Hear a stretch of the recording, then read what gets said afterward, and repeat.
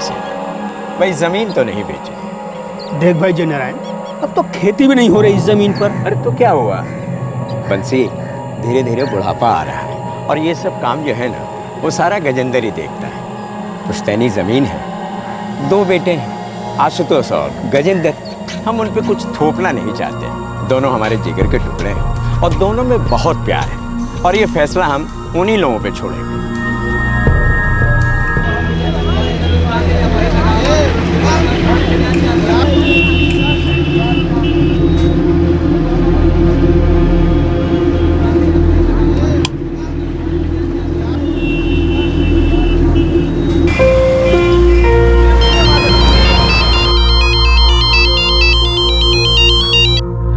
जी प्रणाम गजेंद्र भैया। नमस्ते। और आशुतोष कैसे हो? बस बढ़िया, एकदम अच्छे हैं। बस हफ्ते 2 हफ्ते की बात है, सर्टिफिकेट मिल जाएंगे और फिर नौकरी के लिए जूता की साइज शुरू। बढ़िया है। अच्छा सुनो, कल हम आ रहे हैं कानपुर, कुछ ऑर्डर देना है और उसके बाद दोपहर को तुमसे मिलते हैं आके। फिर कुछ मंगाना तो नहीं है घर से? जी नहीं भैया, नहीं। और वैसे भी हफ्ते 2 हफ्ते में तो घर लौटना ही है कुछ दिनों के लिए। जी जी, भाभी और बाबूजी को हमारा प्रणाम कहिएगा और बबली को खूब प्यार दीजिएगा। बिल्कुल बिल्कुल। चलो कल मिलते हैं फिर, है ना? जी प्रणाम। हाँ कुलदीप। जी भैया। चलो हम निकल रहे हैं। तो सुनो, कल जा रहे हैं हम कानपुर, टाइम की दुकान खोल लें। ठीक है गजेंद्र भैया।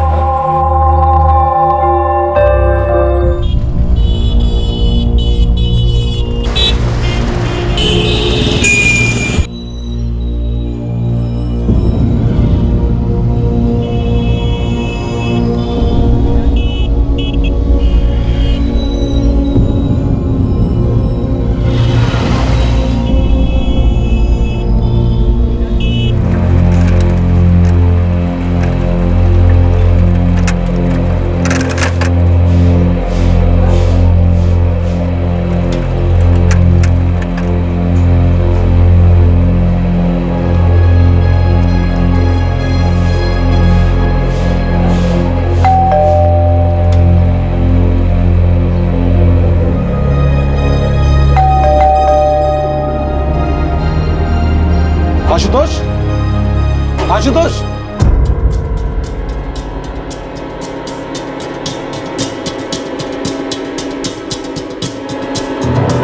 आशुतोष, आशुतोष,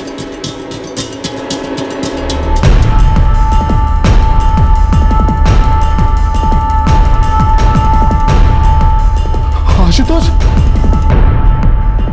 आशु, आशु, आशुतोष, आशुतोष!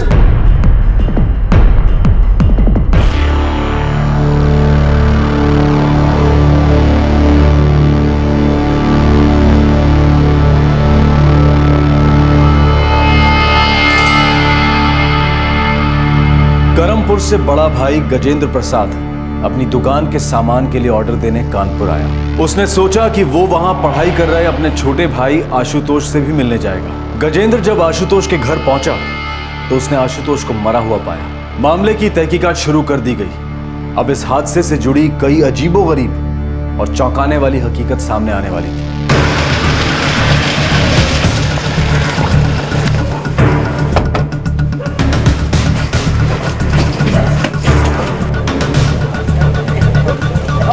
हटिए पीछे, हटिए हटिए हटिए, जान दीजिए।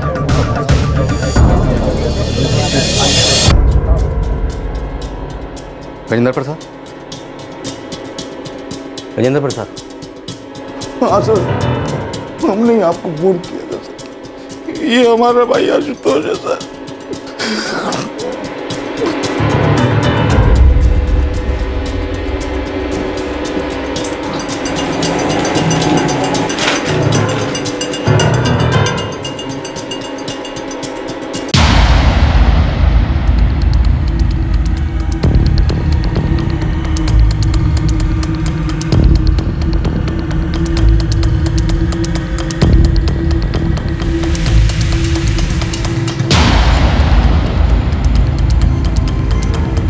मुझे कुछ नहीं पता साहब। मैंने ना तो कोई चीख सुनी और ना ही कोई शोर। इस बारे में मुझे कुछ नहीं मालूम साहब। और सर, हम यहाँ पास ही में रहते हैं, ना हमने कुछ अजीब देखा है और ना अजीब कुछ सुना है। और सर, कोई स्मेल भी नहीं आई है। चेहरा बुरी तरह से जला दिया गया। यस। लेकिन घर के अंदर ही ये दारू की बोतल, चखना और 3-3 गिलास। ताज्जुब की बात यह है कि घर में इतना बड़ा कांड हो गया और आस पड़ोस में किसी को खबर नहीं लगी। ये घर हमारे रिश्तेदार का है सर। पिछले 2 साल से आशुतोष यहाँ किराए पे रह रहा है। पढ़ रहा था यहाँ पे सर। वैसे तो हम लोग करमपुर के रहने वाले हैं। आशुतोष अकेला रहता था यहाँ पे? हाँ सर। एक शराब की बोतल है, 3 गिलास हैं, इसका मतलब है कि आशुतोष अकेला नहीं था, उसके साथ 2 लोग और थे और चेहरा एसिड से बुरी तरह से जला दिया गया। हैरानी इस बात की है कि उसकी चीख पुकार आस पड़ोस में किसी ने नहीं सुनी। कल शाम को बात हुई थी सर उससे, सब ठीक था। ये उम्र थी कि उसकी जाने की सर।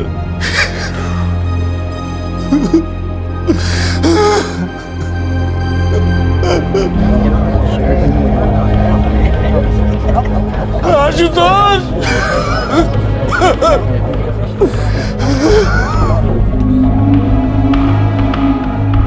चेहरा बुरी तरह से बिगाड़ दिया है, लेकिन मौत एसिड से जलने की वजह से नहीं हुई है। यही कारण है कि चीखने चिल्लाने की कोई आवाज़ नहीं है। क्या वजह हो सकती है? खून में अल्कोहल के साथ किसी जानलेवा चीज़ के अंश पाए गए हैं। अरविंद पाइप्स भी चौक पाई गई है। गला घोटा गया?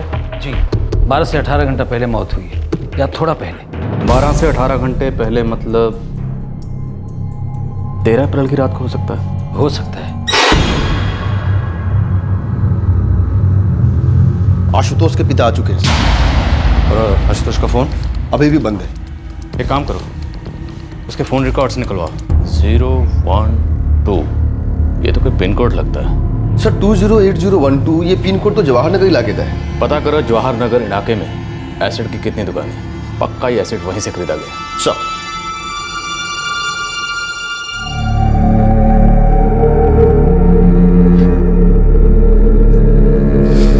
पोस्टमार्टम रिपोर्ट के हिसाब से आशुतोष को पहले जानलेवा नशीली दवाई पिलाई गई, शायद शराब में घोलकर। उसके बाद उसे गला घोटकर मारा गया और फिर तेजाब डालकर उसका चेहरा बुरी तरह से जला दिया गया। इसका मतलब कोई तो है जो सिर्फ उसे मारना नहीं चाहता था, बल्कि दुश्मनी निकाल रहा था। हमारा बेटा बहुत ही शरीफ लड़का था। बीकॉम की परीक्षा उसने पास कर ली थी, वो भी फर्स्ट क्लास से। मार्कशीट का इंतजार कर रहा था।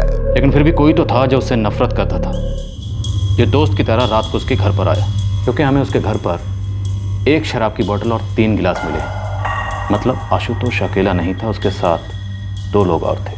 सर आशुतोष की किसी दोस्त के साथ कोई लड़ाई थी ही नहीं सर। आप बता सकते हैं उसके ऐसे कौन से दोस्त हैं जिन्हें वो शाम को घर पर बुलाता हो, मतलब जिनके साथ वो शराब पीता हो? हमने तो उसके कॉलेज के 3 दोस्तों के बारे में सुना है बस। कौन है वो? नाम जानते हैं आप उनके? हाँ सर, हरीश, संजू और रवि सर। ये तीनों उसके साथ कॉलेज में पढ़ते थे सर, और फर्स्ट ईयर में उसके हॉस्टल के रूममेट भी थे तीनों। हरीश, रवि और संजू।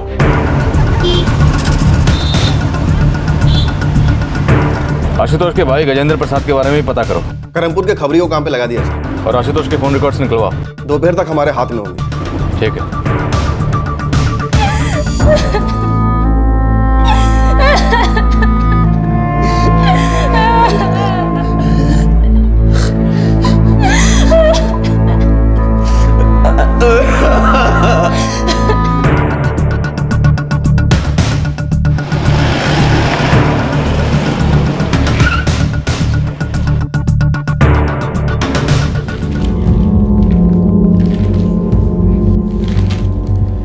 हरीश भी 3rd ईयर बीकॉम का स्टूडेंट है।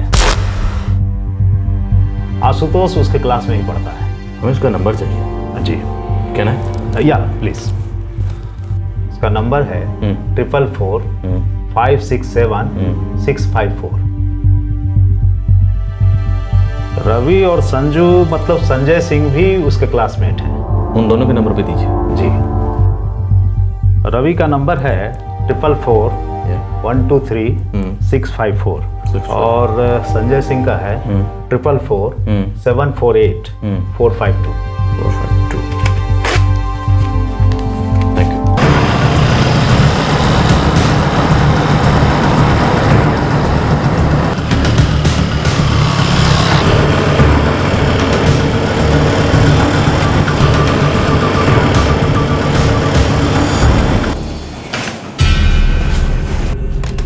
सर, रवि, हरीश और संजू ये तीनों दोस्त आशुतोष से लगातार टच में थे। फोन रिकॉर्ड्स में कोई बात खटकी? यस सर, एक नंबर है 44498789। इस नंबर से आशुतोष को 3 कॉल्स आए थे। पहला कॉल 11 अप्रैल को और बाद में 13 अप्रैल को 2 और कॉल्स आए थे। फिलहाल तो ये नंबर बंद है, लेकिन पिछले महीने के कॉल रिकॉर्ड्स के हिसाब से भी इस नंबर से आशुतोष को लगातार कॉल्स आते रहे। किसका नंबर है ये? सर्विस प्रोवाइडर को डिटेल्स भेज दिए सर। आज शाम नहीं तो कल सुबह तक पता चल जाएगा।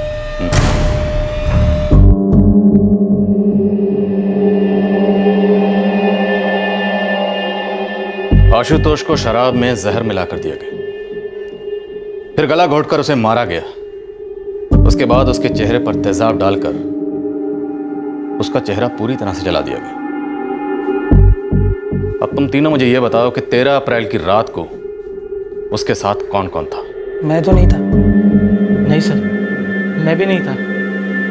सर, मैं भी नहीं था सर। कौन था कौन नहीं था ये तो पता चल जाएगा, लेकिन एक बात याद रखना, तुम तीनों में से अगर किसी ने झूठ बोला या कुछ भी छुपाने की कोशिश की तो याद रखना तुम तीनों बहुत बड़ी मुसीबत में पड़ने वाले हो। सर, आशुतोष हम सबका बहुत अच्छा दोस्त था। आशुतोष उस घर में शिफ्ट हुआ, उससे पहले हम लोग सब हॉस्टल में रूममेट थे। यकीन कीजिए सर, हम लोग उसके साथ ऐसा करने का सपने में भी नहीं सोच सकते। कौन सोच सकता है? आशुतोष के साथ ऐसा करने की सपने में कौन सोच सकता है? सर, हमें इस बारे में बिल्कुल भी आइडिया नहीं है सर। हमारी दोस्ती सिर्फ कॉलेज तक ही थी। कॉलेज के बाहर उसकी क्या लाइफ थी, किससे दोस्ती थी या फिर किसी से दुश्मनी थी, तो इसके बारे में हमें बिल्कुल भी अंदाज़ा नहीं है सर। सर, उसकी दुश्मनी तो नहीं, लेकिन उसके प्यार के बारे में मुझे पता है। सर, उसकी गर्लफ्रेंड थी जिससे वो शादी करने वाला था। कौन है वो? सर, ये तो नहीं पता। उसने नाम तो कभी बताया नहीं सर। अभी इतना भी क्या पत्नीव्रता हो रहे हो बे कि उसका नाम भी जुबान पे नहीं ले पा रहे हो? फिक्र मत करो यार, तुम नाम की बात करो तो मैं सामने मिलवा देंगे, और फिर नाम भी पूछ लेना अपनी भाभी से। ओहो, बचपन का प्यार है क्या भाई? नहीं यार, लेकिन दिल के बहुत करीब है। जल्दी शादी करने जा रहे हैं उससे। सर, पता नहीं इस रिश्ते का आशुतोष के मर्डर से कुछ लेना देना है या नहीं, लेकिन मुझे याद आया इसीलिए मैंने आपको बताया। तुम दोनों को मालूम है लड़की कौन है?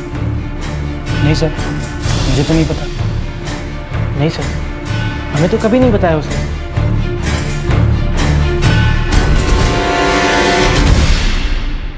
इस कत्ल का कोई सुराग सामने आने का नाम ही नहीं ले रहा था, लेकिन ये प्यार वाला एंगल क्या सही दिशा में एक धुंधला सा इशारा था? क्या ये धुंध साफ होने वाली थी? क्या इसके पीछे कोई रास्ता था जो सुराग की ओर ले जाता?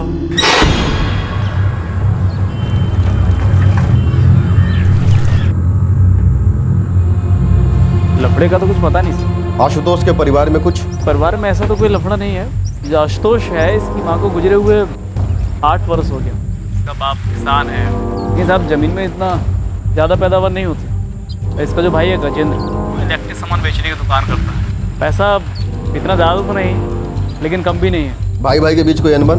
ऐसा तो कुछ नहीं है साहब। गाँव वाले तो कहते हैं कि दोनों भाई बहुत प्यार करते हैं। अरे गजेंद्र तो अपने छोटे भाई आशुतोष का बहुत ख्याल रखता है। वैसे भी साहब ये गजेंद्र तो शादीशुदा है।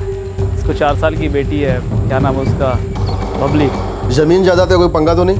ऐसा तो कोई पंगा नहीं है, लेकिन कुछ भी हो सकता है सर, आशुतोष की जिंदगी में कोई लड़की होती तो हमको जरूर मालूम पड़ता सर। पर आशुतोष ने अपने दोस्त से किसी लड़की का जिक्र किया था। पता नहीं सर, अगर कानपुर में कोई लड़की थी तो भी हमें बताता जरूर सर। हमसे और बाबूजी से खुल के बात होती थी सर। वो जानता था सर कि अगर किसी लड़की को पसंद करेगा तो हम लोग मना नहीं करेंगे उसको सर।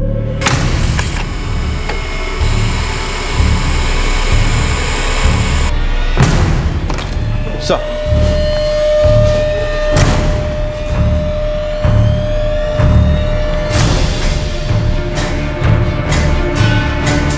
ये पंकज सिंह कौन है, आप जानते हैं?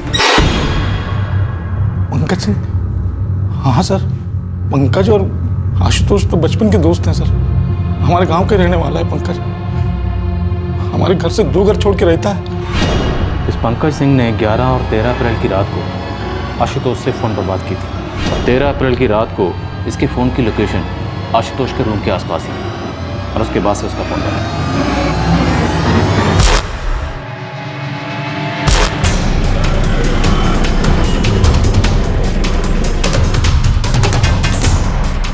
ये बोतल तो दुर्गा केमिकल्स की है, हम ही लोग उनको सप्लाई करते हैं, फिर वो अपना लेबल लगा के आगे बेचते हैं। 1 मिनट।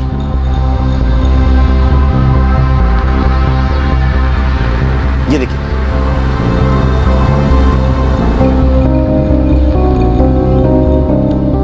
ये कहाँ पड़ता है दुर्गा केमिकल्स? यहीं पास में ही, जवाहर नगर में। जवाहर नगर।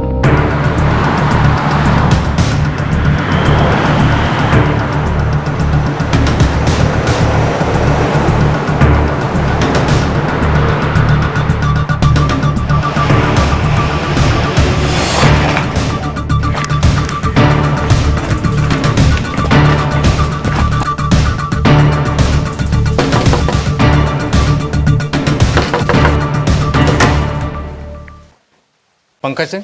हाँ, क्या हुआ, मिल गया आपको?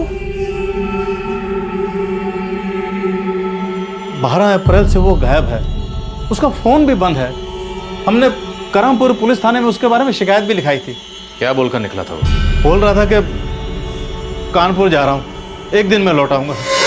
बोला ना माँ, 1 दिन में लौट आऊंगा। अरे पर तू कानपुर जा के रहा, ये तो बता के जा। कोई काम है माँ, हमारा मतलब है काम मिलने की उम्मीद है माँ। हम लौट के सब कुछ बताते हैं ना आपको, आप आशीर्वाद दीजिए। क्या काम था? किस काम की बात कर रहा था? कुछ भी नहीं बताया उसने? जी नहीं, हमने बहुत पूछा लेकिन उसने बताया ही नहीं।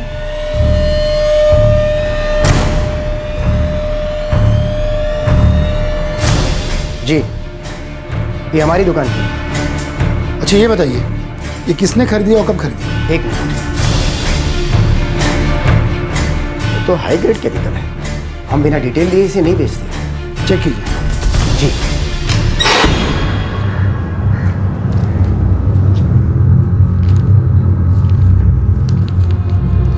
ये देखिए, 13 अप्रैल सुबह 11:30 बजे पंकज के पिता ने शिकायत दर्ज करवाई।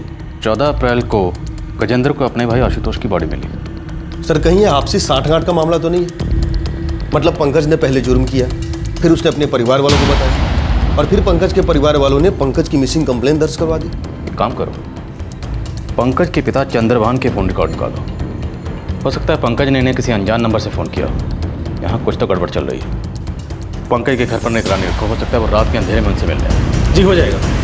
Thank you. ये देखिए, लाइसेंस का जेरोक्स लेके हम रख लेते हैं। ये 13 अप्रैल सुबह 11 बजे की घटना है। पंकज सिंह, निवासी करमपुर।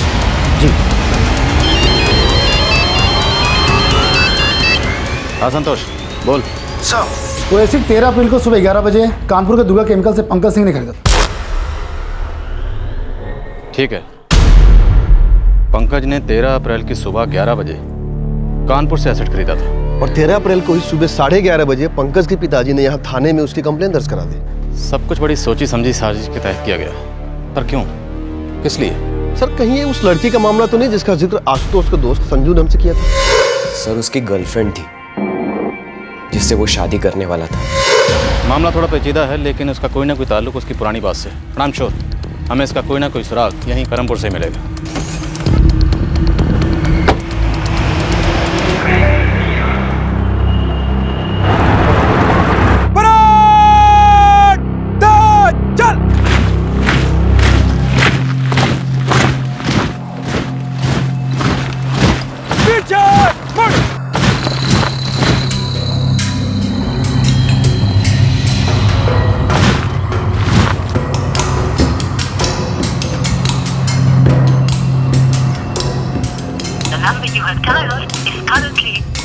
Ha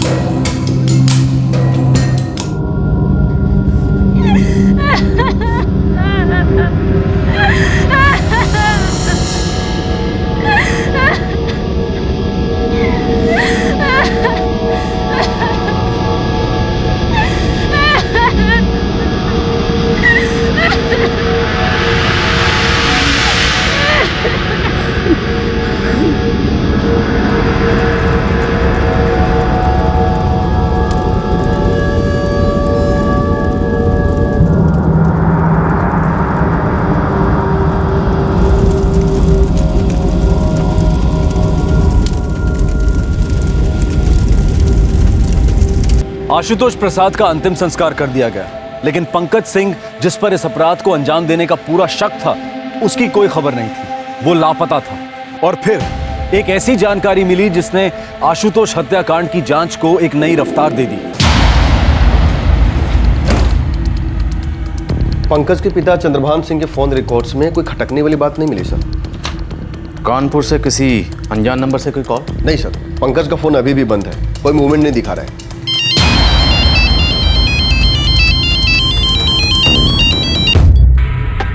आनंदलाल बोलो। साहब ये पंकज तो अभी तक अपने घर के आसपास नजर नहीं आया है। उसके माँ बाप की कोई ऐसी हरकत जो शक पैदा करे? नहीं साहब, ऐसा कुछ भी नहीं है। पंकज का कोई अता पता? नहीं साहब, बस गायब है। और साहब एक बात और। क्या? कोई और भी गायब है। कौन? इसी गांव की एक लड़की रश्मि चौहान, वो भी गायब है।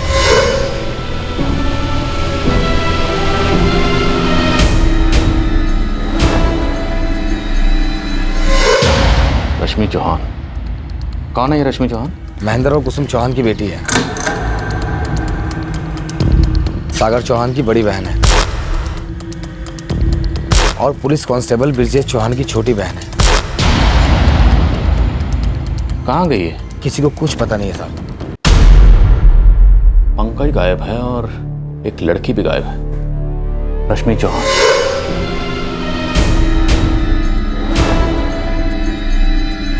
सर, ये रश्मि चौहान कहीं वही लड़की तो नहीं जिसकी बात आशुतोष के दोस्त संजू ने की थी? May be.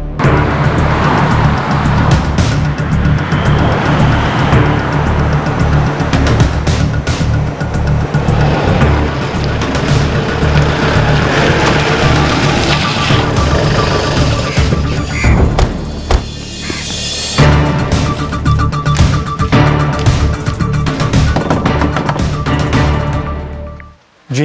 रश्मि कहाँ है? रश्मि?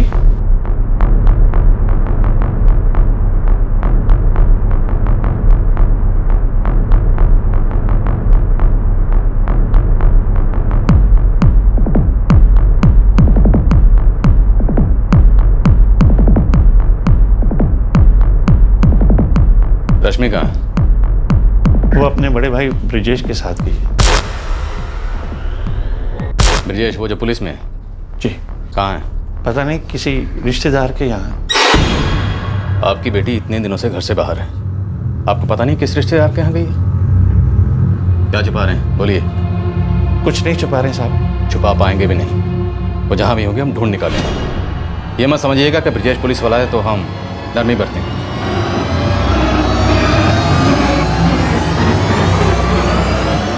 ब्रिजेश को फोन लगा। जी बाबूजी।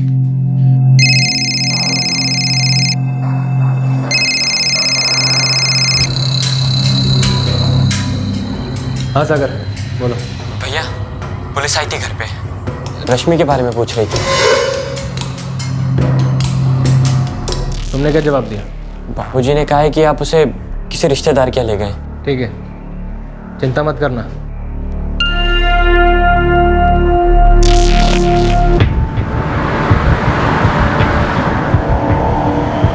ब्रिजेश ने पिछले साल ही कांस्टेबल के तौर पे ज्वाइन किया है। इस पूरे मामले से ब्रिजेश का कोई ना कोई ताल्लुक जरूर है। आशुतोष की हत्या, पंकज का भाग जाना और रश्मि का गायब होना।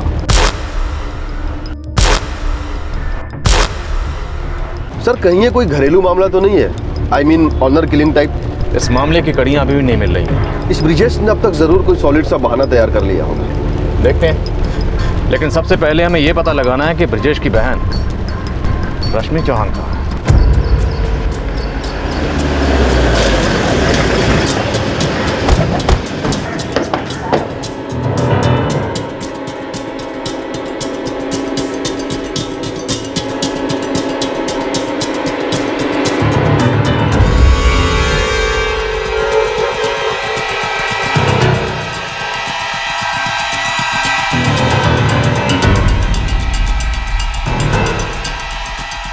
हमारे किसी रिश्तेदार के घर है। कहाँ? किस रिश्तेदार के यहाँ? हमारे दूर के रिश्तेदार हैं। कहाँ? कोई नाम पता तो होगा उनका? भदोही में केवल सिंह जी हैं, वो हमारे दूर के चाचा हैं। उनका फ़ोन नंबर दीजिए। वो बहुत बूढ़े हैं, फ़ोन नहीं रखते। आपकी बहन रश्मि के पास तो फ़ोन होगा, उनका नंबर दीजिए। हम जब घर से निकले तो वो अपना फ़ोन घर पर भूल गई थी। आपके दूर के रिश्तेदार हैं, इनका एड्रेस बताइए।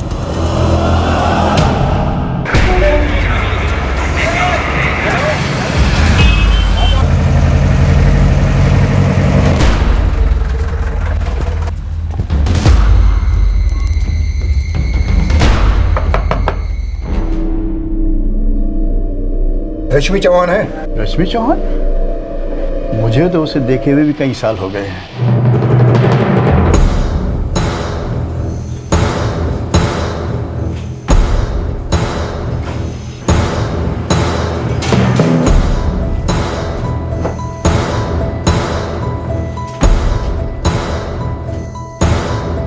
मैंने बोला ना आपको, रश्मि यहाँ नहीं आई है।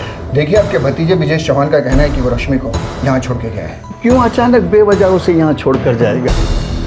वो यहाँ नहीं आई है।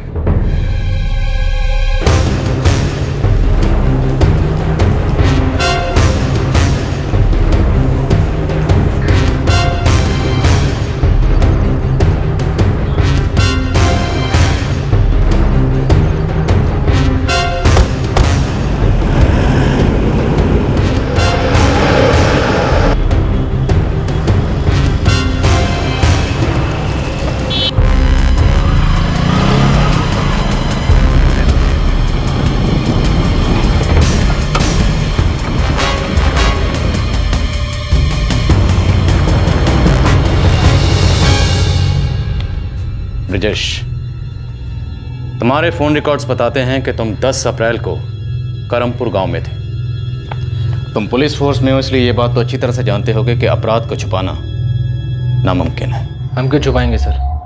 हमने कोई अपराध नहीं किया। लेकिन हमें पूरा यकीन है कि तुम इस अपराध में शामिल हो। तुम्हारी बहन रश्मि गायब है। तुम उसका पता बताने में पुलिस को गुमराह कर रहे हो। हमें इस बात की भी पूरी खबर है कि तुम, आशुतोष और पंकज एक ही गांव के और बचपन के दोस्त हो। इसलिए आशुतोष के कत्ल में तुम्हारे हाथ होने की पूरी पॉसिबिलिटी है।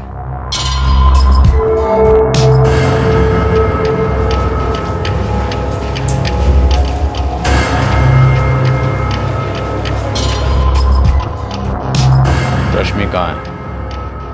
पंकज कहाँ है? बोलो ब्रजेश। हमें नहीं पता सर।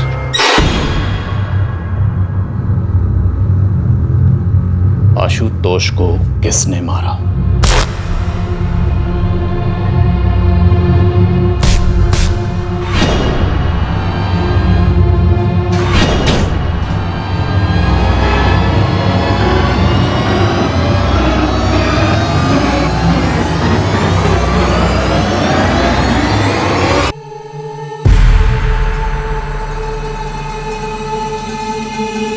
आशुतोष को किसने मारा? बोलो।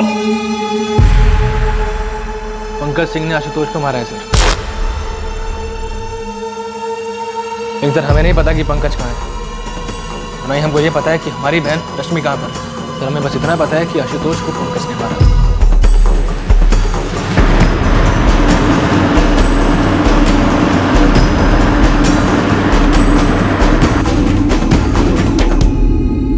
तुम्हें कैसे पता कि आशुतोष को पंकज ने मारा था? पंकज को आशुतोष को मारने के लिए मम्मी ने कहा था। रश्मि की लाश का?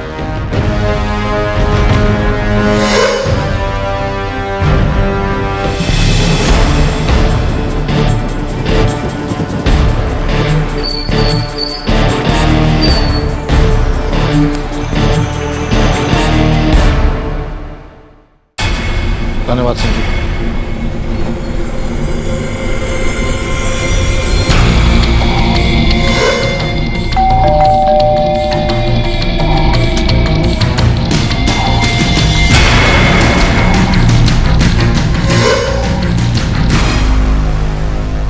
ब्रजेश, अब सब सच सच बता दो। तुम्हारी बहन रश्मि कहाँ है? पंकज कहाँ है?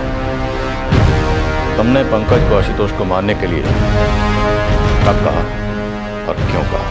आशुतोष हमारे बचपन का दोस्त था, फिर भी हमारी पीठ पर छुरा घोंप रहा था।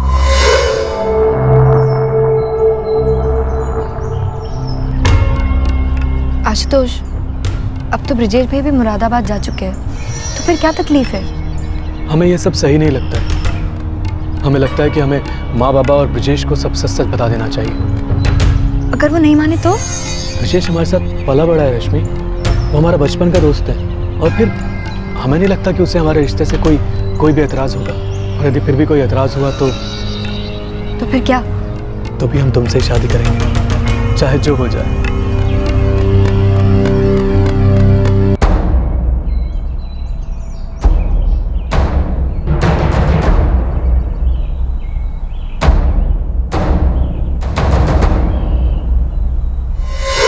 हमारे बचपन का दोस्त होकर भी हमारी पीठ पर छुरा घोंप रहा था। हर किसी को इस बात का अंदाजा था, बस एक हमें ही नहीं था। एक हम ही थे जो दोस्ती में अंधे हो गए थे, जो कुछ देख ही नहीं पाए।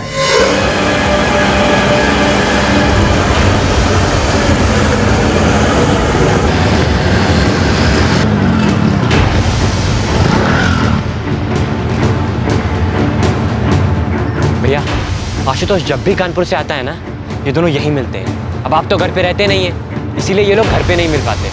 कब से चल रहा है ये सब? बहुत टाइम हो गया है। पंकज को भी शक था। यार तुम्हें अगर पहले से पता था तो तुमने बताया क्यों नहीं हमें? हमें लगा कि तुम्हें पता होगा। याद है जब हम पहले तुम्हारे घर पे मिला करते थे, तब आशुतोष पहले आ जाता था और रश्मि के साथ वक्त बिताता था।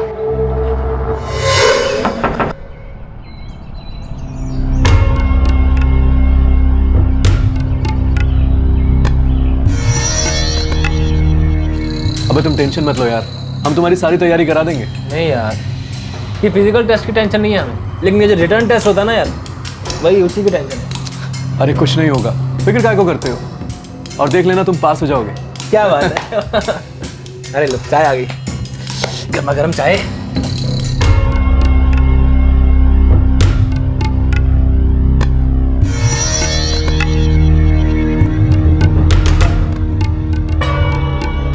अबे यार, तुम दोनों 10वीं से आगे निकल गए और एक हम है जो पीछे के पीछे रह गए।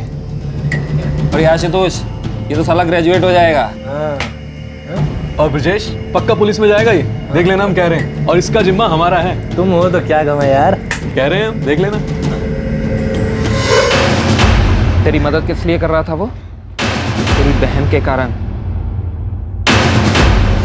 हमने आशुतोष से सीधे बात की, कहा हमारी बहन से दूर रहे।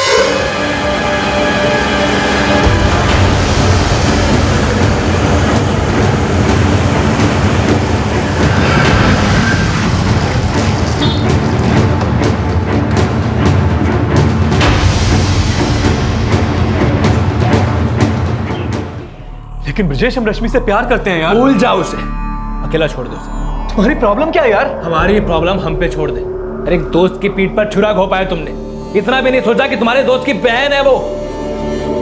दूर रहना उससे, हम बता रहे हो। क्यों रहे दूर? क्योंकि हम कह रहे हैं इसीलिए। हम नहीं चाहते कि हमारी बहन तुम्हारे साथ कोई रिश्ता रहे। और अगर हमें पता चला कि हमारे मना करने के बाद भी तुम हमारी बहन से मिल रहे हो, नतीजा अच्छा नहीं होगा, हम बता रहे हो।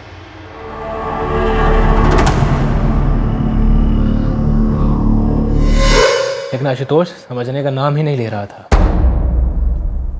पीछे पड़ गया था हमारी बहन के वो, और कोई दूसरा रास्ता ही नहीं बचा था हमारे पास।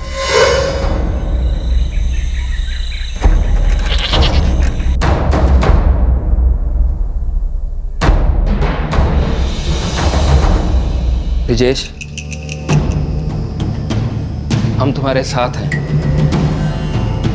तो जैसा हम कहेंगे वैसा करोगे? हाँ यार, दोस्त हैं हम तुम्हारे। और वैसे भी उस आशुतोष ने तुम्हारी पीठ में छुरा घोंपा है। एक हमने उसे समझाया, और चाहे जितना भी समझा ले, वो नहीं रुकेगा। हम चाहे तो उसे पिटवा सकते थे, लेकिन हम जानते हैं वो हमारी बहन से मिलना बंद नहीं करेगा। तुमको क्या लगता है क्या इलाज है इस इश्क के भूत का? मार दो, खत्म कर दो उसे। तो हम चाहते हैं कि ये काम तुम करो। तुम्हारा बाल भी बाका नहीं होगा, ये हम वादा करते हैं। पुलिस में हैं हम, चिंता मत करो। करेंगे कैसे? तुम कानपुर जाओगे, आशुतोष से उसके रूम पर मिलोगे और वहीं उसे खत्म करोगे। तुम भी हमारे साथ रहोगे ना? नहीं रह सकते, क्योंकि उसके लिए हमें छुट्टी लेनी पड़ेगी। और अगर हमने छुट्टी ली तो पुलिस का सीधा शक हम पर जाएगा। दोस्ती की खातिर हम जान लेने देने के लिए तैयार हैं। हम चाहते हैं तुम उस कमीने का चेहरा तेजाब से जला दो। ज़्यादा से ज़्यादा तकलीफ होनी चाहिए साले को। फिर 13 तारीख की रात को पंकज ने आशुतोष को खत्म कर दिया। और पंकज कहाँ अभी? पता नहीं, उसको फ़ोन किया लेकिन उसका फ़ोन स्विच ऑफ आ रहा है। फिर तुम्हें कैसे पता कि पंकज ने आशुतोष को खत्म कर दिया? क्योंकि हमने ये काम पंकज को 13 तारीख की रात को करने को कहा था। फिर हमने सुना कि आशुतोष की हत्या हो गई है। हमें यकीन हो गया कि पंकज ने अपना काम कर दिया। ब्रजेश, तुम अभी भी आधी अधूरी सच्चाई बता रहे हो। हमें पूरा सच्चाई। देखिए, हम जितना जानते थे आपको बता चुके हैं। हम तो 13 तारीख की रात से पंकज से कॉन्टैक्ट करने की कोशिश कर रहे हैं, लेकिन उसका फ़ोन नहीं लग रहा है। फिर हमारे छोटे भाई सागर ने बताया कि जिस दिन पंकज निकला उसी दिन हमारी छोटी बहन भी घर से निकल गई थी। हमें तो दोनों दोस्तों ने ही धोखा दे दिया। लेकिन रश्मि कहाँ है? कहाँ गई वो? भैया, हमें तो लग रहा था कि रश्मि का आशुतोष के साथ चक्कर चल रहा है, लेकिन सुनने में आया कि रश्मि पंकज के साथ भाग गई है। हाँ भैया, मेरे एक दोस्त ने उसे 12 की सुबह हाईवे के पास वेट करते हुए भी देखा था।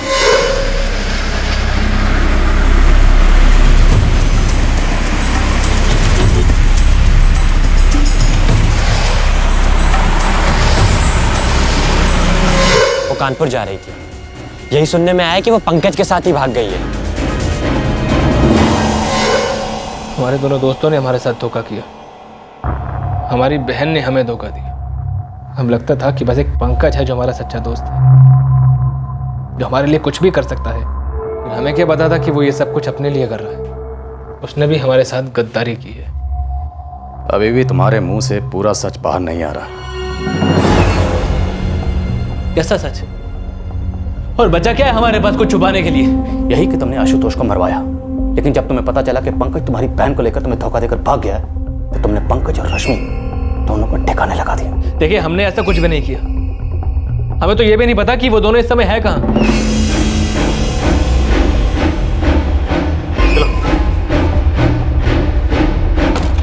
सर, ये ब्रिजेश बहुत ही शातिर आदमी है। इसे पता है ये अदालत में छूट जाएगा, क्योंकि हमारे पास इसकी साजिश का कोई सबूत नहीं है। इसकी बहन रश्मि गायब है, पंकज भी गायब है। मुझे लगता है जब इसे पता चला होगा कि इसका दोस्त पंकज भी इसे धोखा देकर इसकी बहन को लेकर भाग गया है, तो इसने दोनों को ठिकाने लगा दिया होगा। काम करो, सारे शवगृहों को चेक करो। जितनी भी लवारिस लाशें मिली हैं, सबकी डिटेल निकालो। सर,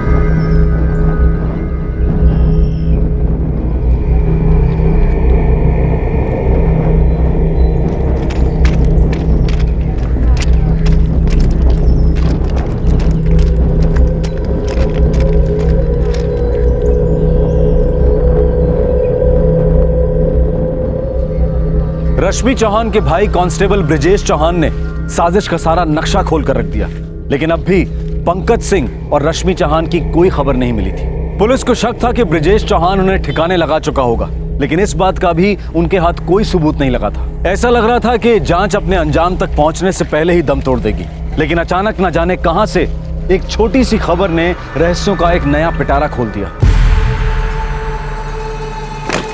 सर, पूरे स्टेट के एक एक शौगार को चेक किया, तस्वीरें हर थाने में भिजवाई, लाशों को जहां कहीं भी फेंका या ठिकाने लगाया जा सकता है एक एक जगह देखा, ढूंढा, लेकिन इनका तो कहीं भी नामो निशानी नहीं है। पंकज और रश्मि के फोन्स अब तक बंद है सर, कोई अता पता नहीं। ब्रजेश खुद पुलिस वाला है, इसलिए वो कानूनी दावपेच को जानता है। उसने सारे काम को बड़ी सफाई से अंजाम दिया।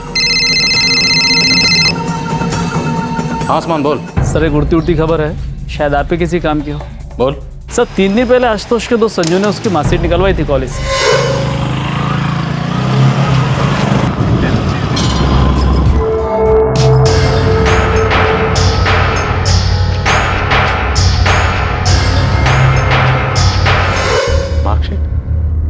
वो आशुतोष की मार्कशीट का क्या करेगा? नहीं पता, लेकिन संजू अभी गायब है सर। ठीक है, मार्कशीट, क्या ये कोई लीड हो सकती है?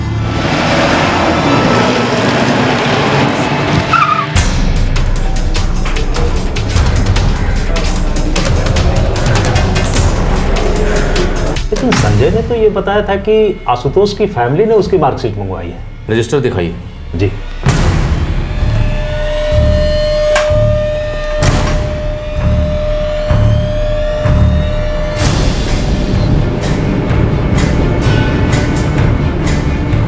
सर संजू का फोन बंद है और वो गायब है। कुछ ना कुछ बड़ी गड़बड़ है। उसके फोन रिकॉर्ड्स निकलवाओ। सर।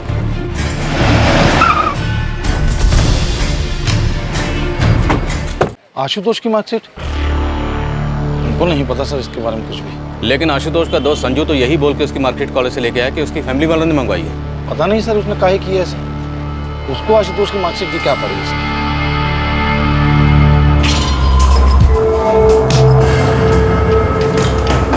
सर हमें नहीं पता कि संजू कौन है और वो आशुतोष की मार्कशीट क्यों ले गया है। आशुतोष को मारने के लिए पंकज के साथ और कौन गया था? सर जहाँ तक हमें पता है पंकज अकेला गया था। अब सर वो अपने साथ किसी को ले गया हो तो हमें नहीं पता सर। वहां दो लोग,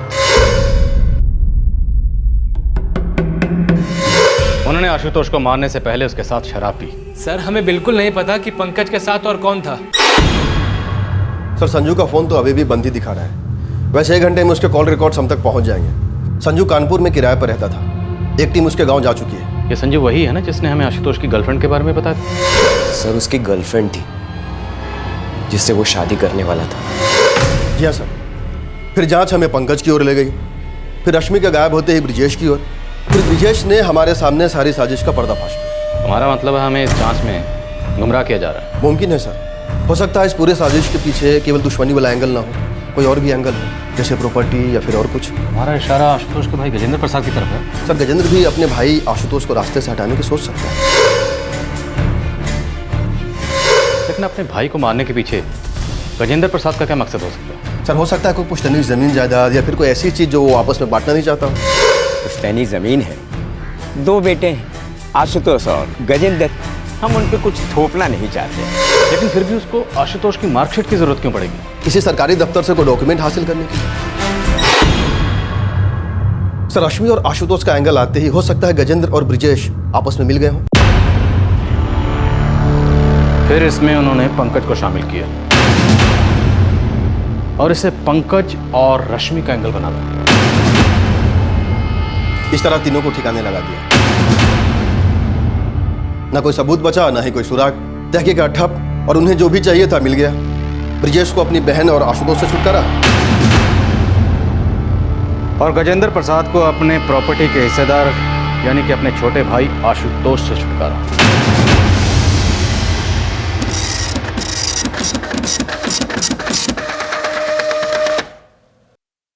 सर संजू गजेंद्र से लगातार टच में था।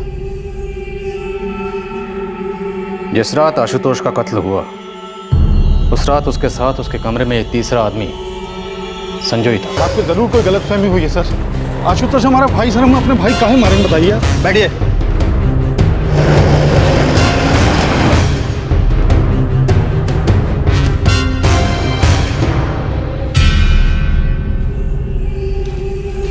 क्या साजिश थी, बोलो। हम सच कह रहे हैं सर, ऐसी किसी साजिश के बारे में हम बिल्कुल नहीं जानते। आशुतोष के मरने की खबर सबसे पहले तुमने पुलिस को दी।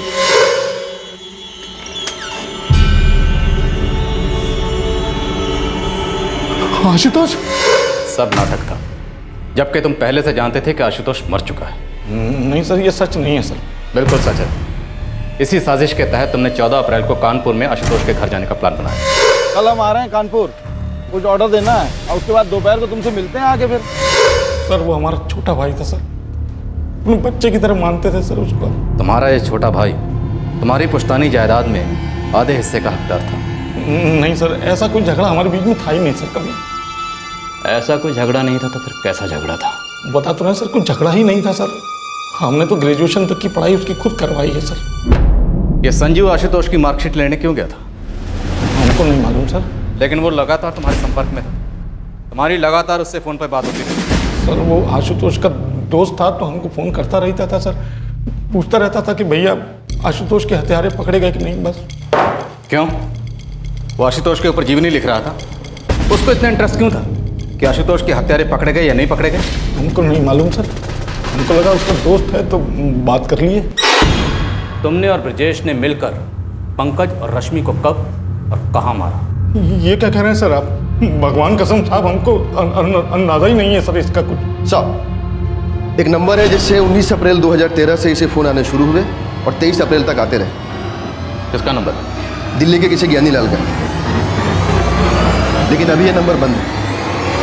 कौन है ज्ञानी लाल? हमारे जानकार है साहब, पहले कानपुर में रहते थे। नंबर क्यों बंद है इनका? हमको नहीं मालूम सर। लेकिन ज्ञानी लाल ने ये नंबर 19 अप्रैल को ही लिया है और ये रहे उसके सारे कॉल रिकॉर्ड्स। सच बोल रहे हैं सर, हमारे पास एक कॉल आई, उसके बारे में हम कितना जान सकते हैं सर, बताइए आप। ये गजेंद्र अभी टूट नहीं रहा, लेकिन ये पक्का इस गड़बड़ में शामिल है। सर, ये लोग अच्छे से जानते हैं कि इनका चुप रहना तहकीकात को आगे नहीं बढ़ने देगा। उस ज्ञानीलाल की खबर?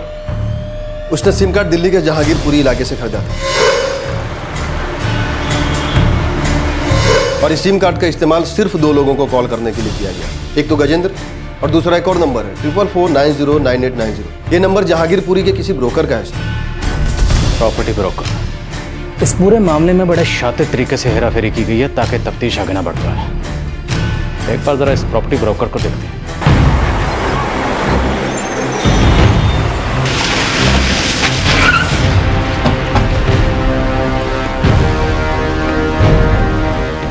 ज्ञानीलाल। ये ज्ञानीलाल 19 अप्रैल से लेकर 22 अप्रैल तक लगातार आपके टच में था। कोई खास वजह? जी हाँ, मैंने उन्हें एक किराए का घर दिलवाया था जहांगीरपुरी में। जहांगीरपुरी में कहाँ? जी, एसपी कॉलोनी में दिलवाया था, यहीं कुछ 2 दिन पहले। हमें उसका एड्रेस चाहिए और डॉक्यूमेंट्स भी। Sure sir. जी हाँ, ये रहे।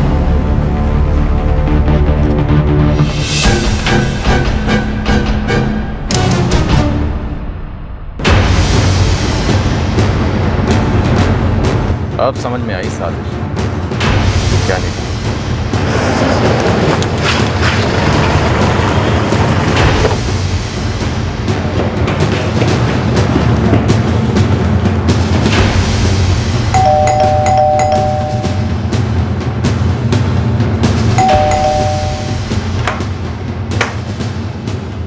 ज्ञानीलाल, तुम्हारा डबल रोल अब खत्म हो गया।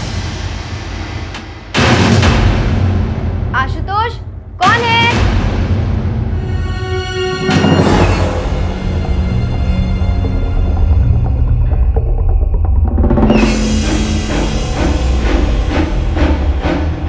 चलिए मैडम, आज आपको पुलिस स्टेशन में खाना खिलाएं।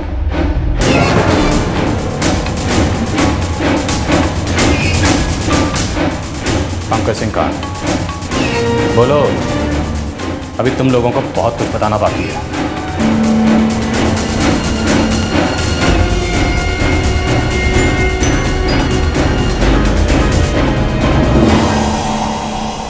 जिस आशुतोष प्रसाद की हत्या हो गई थी, जिसका चेहरा जला दिया गया था, वो दिल्ली के एक घर में टांग पसारे मस्ती से बैठा था रश्मि चौहान के साथ। अब सवाल ये खड़ा हो रहा था कि आशुतोष के घर में जो लाश मिली थी वो किसकी थी, पंकज कहाँ था, और इस मौत से आशुतोष का या किसी और का क्या फायदा था। आशुतोष ने जब खुलासा किया तो मामले की एकदम नई परतें खुली।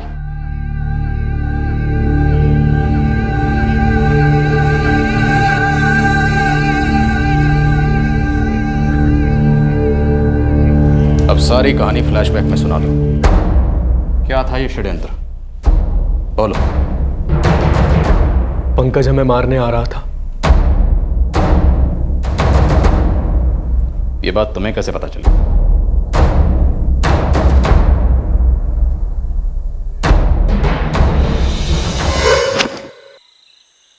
उस आशुतोष ने तुम्हारी पीठ में छुरा घोंपा है।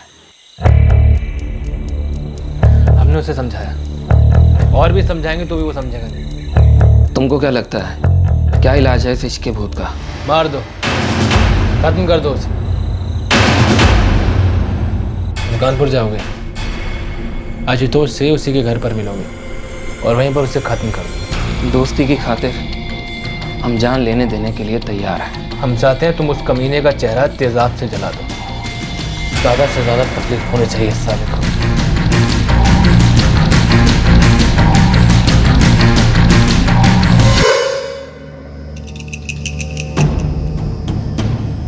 हमने ब्रिजेश भैया का आशुतोष को मारने का पूरा प्लान सुन लिया था। हम आशुतोष से बहुत प्यार करते थे।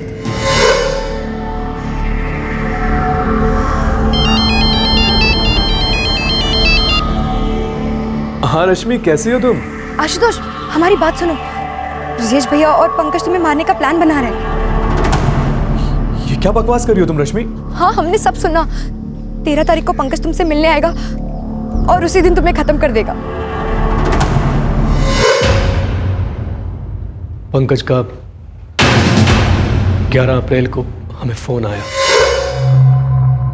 हाँ पंकज, कैसा है तू? मस्त है। परसों कानपुर आ रहे हैं हम। अरे बढ़िया यार, तो फिर आ जाना, घर पर ही आ जाना। हाँ हाँ आएंगे। तुम शाम को घर पे ही रहोगे ना? एकदम यार, और फिर तू आ रहा है तो घर पर ही रहूंगा ना। ठीक है, मिलते हैं फिर। चल ठीक है, आजा आजा, तू आजा।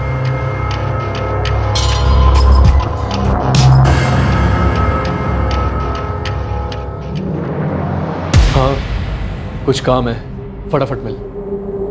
ठीक है।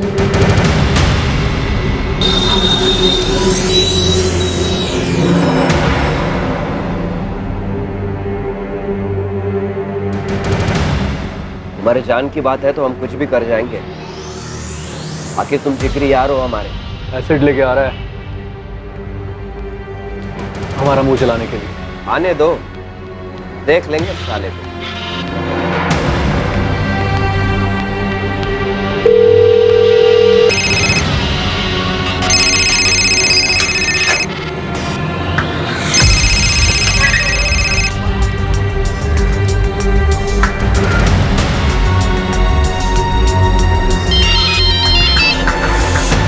रश्मि। हाँ आशुतोष, बोलो।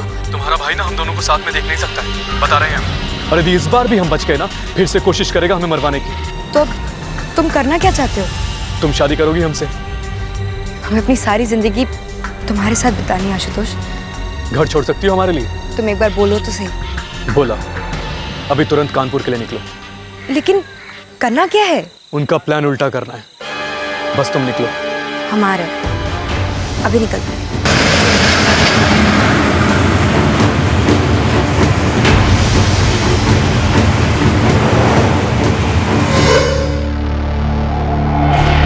इस रात हम कानपुर में संजू के यहाँ रहे और उस रात पंकज हमें मारने के इरादे से हमारे घर आए।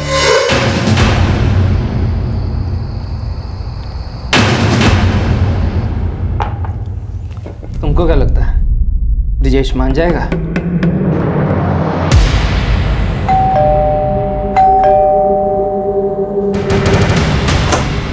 अरे संजू, आना यार।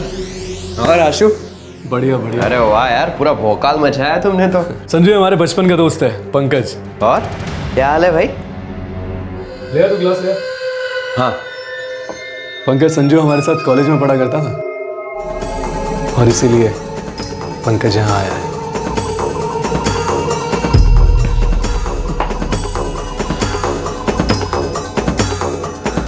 तुम्हें क्या लगा था बे? हम तुम्हारा प्लान पहचान नहीं पाएंगे? तुमको कैसे पता चला? अब तुम ये कभी नहीं जान पाओगे कि हमको कैसे पता चला।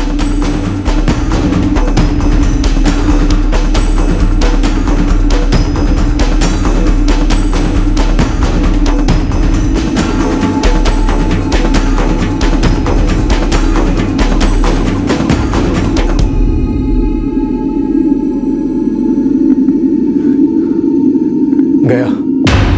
चलो इसकी लाश ठिकाने लगा दे। नहीं संजू, इसके लिए हमने कुछ और ही प्लान किया। क्या?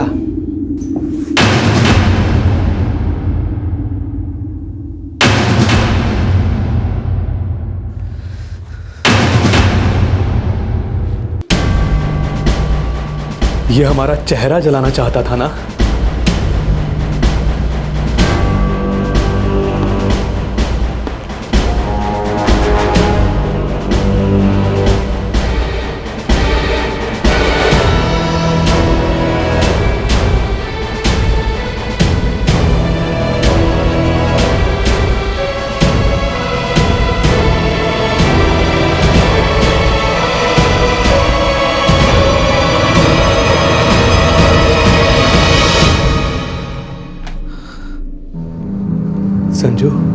अब हम दुनिया के लिए मर जाएंगे और कातिल माना जाएगा पंकज, जो खुद ही कत्ल हो गया।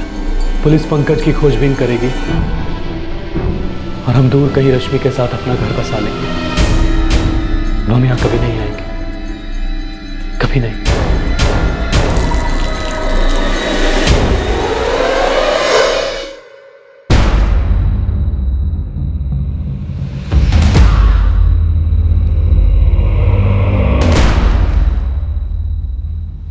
रश्मि और हमने दिल्ली के एक मंदिर में शादी कर ली।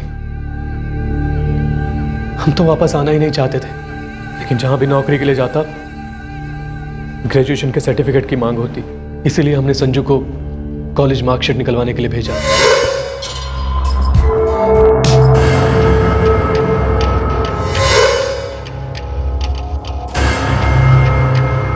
गजेंद्र बाबू, आप पहले से सारी कहानी जानते थे, इसलिए आप लगातार संजू के संपर्क में थे।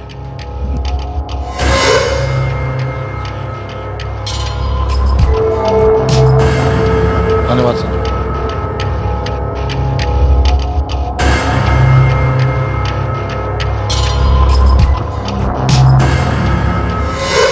नहीं सर, जब पहली बार आशुतोष का फोन आया तो इसकी आवाज सुन के हम एकदम हक्के बक्के रह गए सर।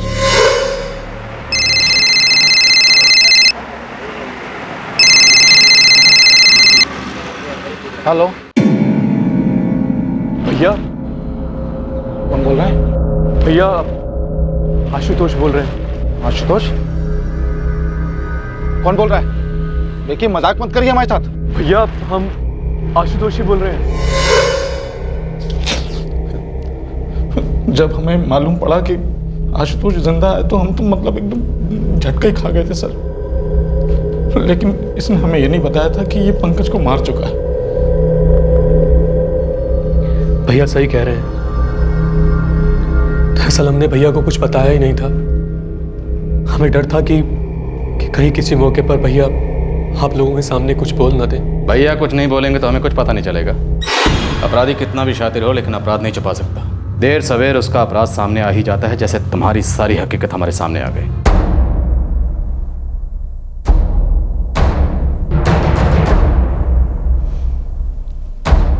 पंकज के घर वालों को खबर कर।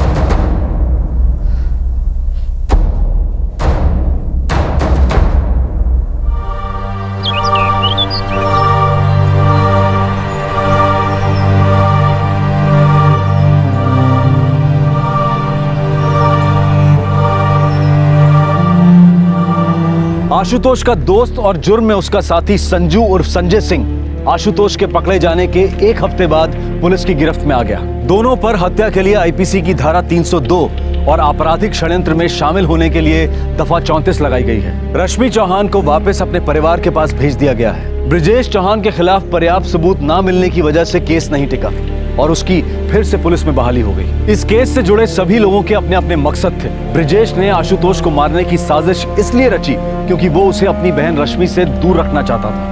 रश्मि ने आशुतोष को ब्रिजेश और पंकज से बचाने के लिए ये सब किया। आशुतोष ने अपनी जिंदगी बचाने और अपनी बची हुई जिंदगी रश्मि के साथ गुजारने के लिए अपने दोस्त संजू के साथ मिलकर पंकज को मार डाला, जो उसे मारने आ रहा था। क्या ये सब जरूरी था?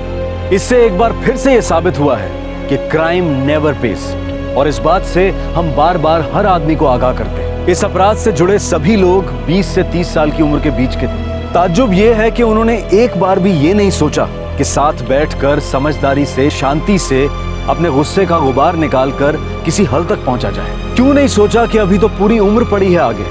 जो कदम उन्होंने उठाया वो समझ से परे है। ये शैतानी स्वांग जिसका खात्मा एक जिंदगी के खत्म होने के साथ हुआ, 2 के जेल जाने के साथ हुआ, और बाकी बचे 2 जो शायद अपनी बाकी की बची उम्र इसका पछतावा करते रहेंगे। आपसे फिर मुलाकात होगी क्राइम पेट्रोल दस्तक में एक और नए केस के साथ। तब तक अपना ख्याल रखें, सुरक्षित रहें और याद रखें, समझदारी और शांति से बातचीत करके बहुत सारी समस्याओं का हल निकाला जा सकता है। जय हिंद। इस तरह के और भी एपिसोड देखने के लिए हमारे चैनल को सब्सक्राइब करें और बेल आइकन दबाना ना भूलें।